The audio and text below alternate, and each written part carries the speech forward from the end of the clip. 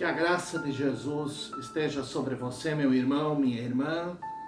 Quero compartilhar com você a palavra do Senhor, que lemos em Hebreus capítulo 10, o versículo 19, quando diz: portanto, irmãos, temos plena confiança para entrar no lugar santíssimo pelo sangue de Jesus, por um novo e vivo caminho que ele nos abriu por meio do véu, isto é, o seu corpo. Quando o autor da carta aos Hebreus escreve esta carta, ele escreve para um grupo de irmãos que estão passando por tribulação, por momentos difíceis, por lutas. Alguns estão desanimados, querendo desistir da sua fé. No entanto, ele mostra que a fé em Jesus era algo maravilhoso que eles tinham experimentado, muito melhor do que aquilo que tinham vivido na antiga aliança promulgada por meio de Moisés no Antigo Testamento. Agora, na nova aliança, feita pelo sangue de Jesus, derramado lá na cruz, eles tinham bênçãos incomparáveis em comparação àquelas vividas no Antigo Testamento. Estas bênçãos, meus irmãos, também são bênçãos para nós, bênçãos que nós temos como filhos de Deus. E o texto nos diz, no versículo 21, que o autor diz assim: aproximemo-nos de Deus com coração sincero e com plena convicção de fé, tendo os corações aspergidos para nos purificar de uma consciência culpada e lavar os nossos corpos com água pura.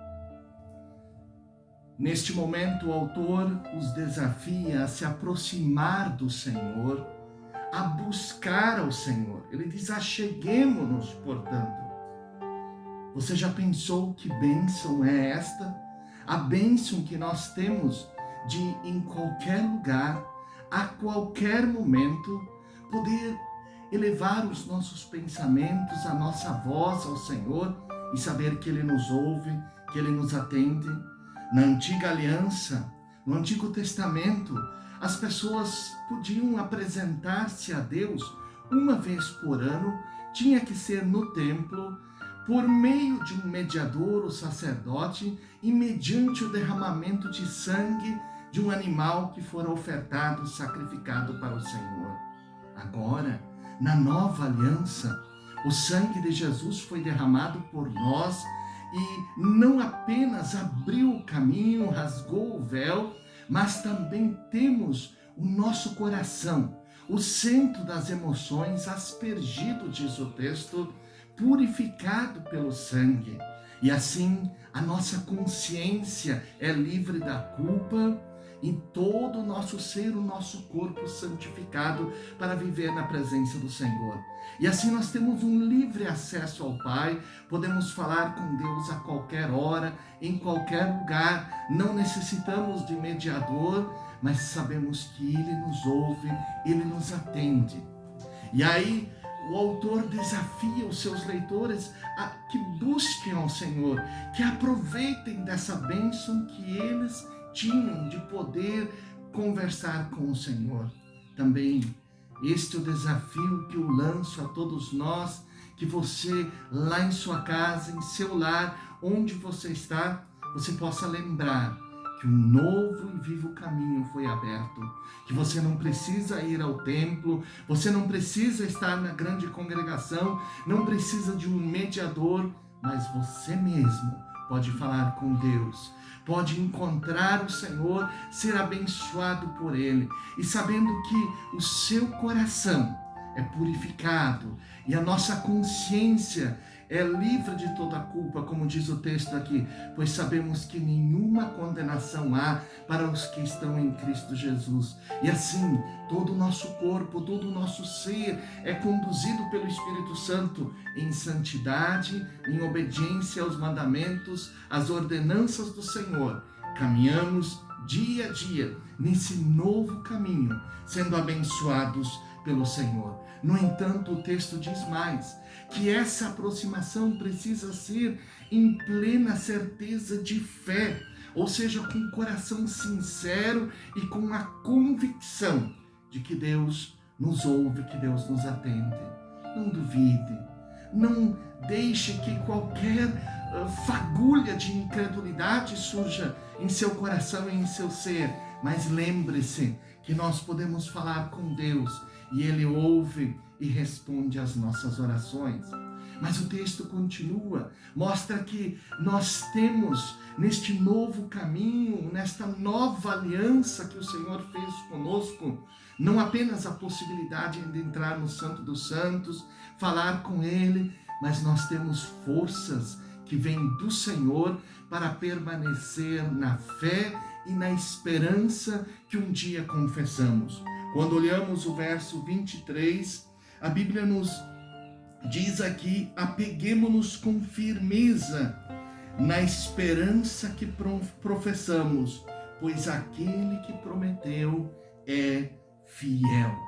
Guardemos firmes a confissão da esperança.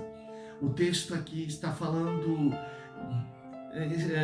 quando fala aqui da confissão da esperança, no sentido não apenas de alguém que disse: olha, eu creio que um dia Jesus virá me buscar, eu creio em Jesus, mas ele está falando dessa convicção de vida, de coração, de consciência, todo o teu ser, que fez que um dia você abrisse o seu coração para o Senhor, entregasse a sua vida a Jesus, entregasse todo o seu ser nas suas mãos e na certeza de que hoje você é uma nova criatura, que as coisas velhas ficaram para trás e que tudo se fez novo. Você abraçou um novo estilo de vida, a vida com Jesus. E o autor aos Hebreus então fala a eles nesse momento de tribulação, no momento até mesmo de desânimo, dizendo: não esqueçam da confissão que vocês um dia fizeram. Ou seja, lembrem que vocês fizeram um compromisso com o Senhor e permaneçam firmes nesta confissão, neste caminho que vocês iniciaram com o Senhor. Mantenham firmes a esperança na sua volta, porque Ele é fiel. Aquilo que Ele prometeu, Ele cumprirá.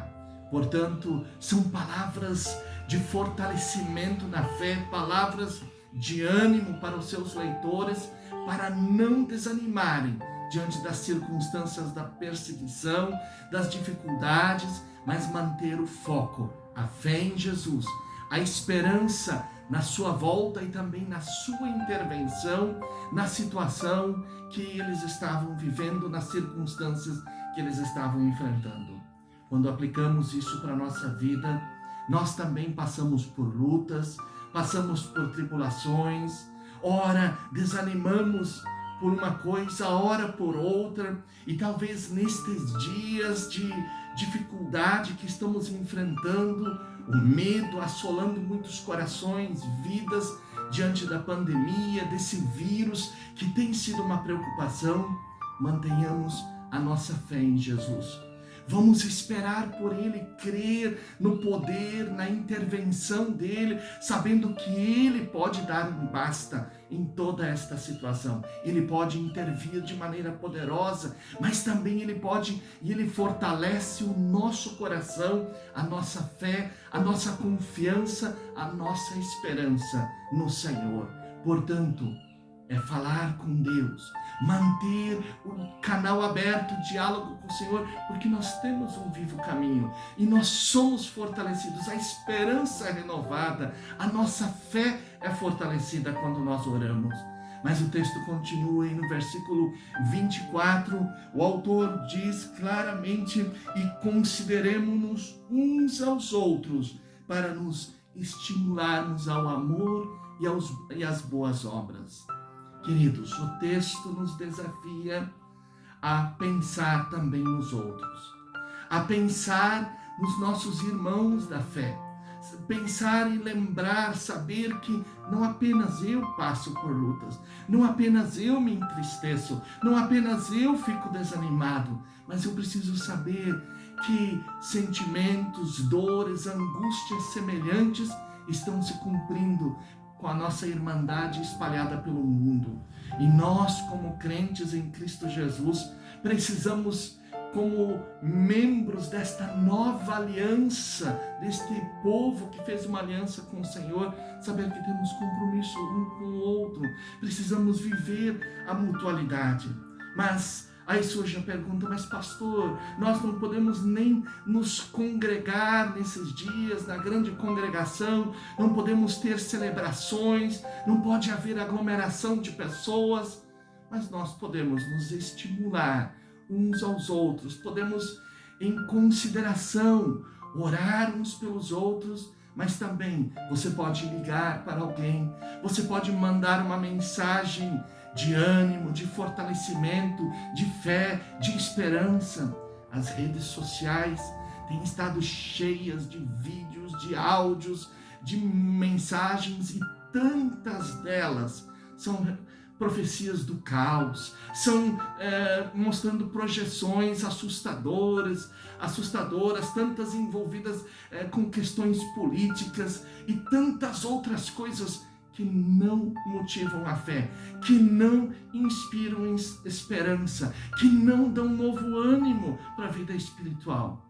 Eu e você, como crentes em Cristo Jesus, como pessoas que estão no caminho da nova aliança, andando com o Senhor, que possamos assumir o compromisso de, nesta semana, nestes dias, de quando nós passamos uma mensagem adiante, precisamos perguntar: isso vai edificar? Isso vai contribuir para dar ânimo, para dar alegria, para motivar os meus irmãos, as minhas irmãs, e que tenhamos de forma intencional a prática de enviar, seja uma canção, seja uma mensagem, seja algo que possa edificar e fortalecer a fé em Cristo Jesus. São estas as responsabilidades que temos como cristãos, como servos do Senhor. Nós precisamos olhar um para o outro nesta perspectiva.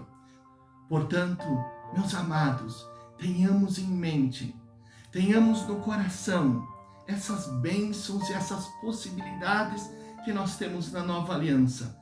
Falar diretamente com Deus, manter a nossa fé viva, fortalecida, a nossa esperança no Senhor, e considerarmos uns aos outros, ajudando uns aos outros nesse tempo, na certeza de que Deus vai nos abençoar a todos.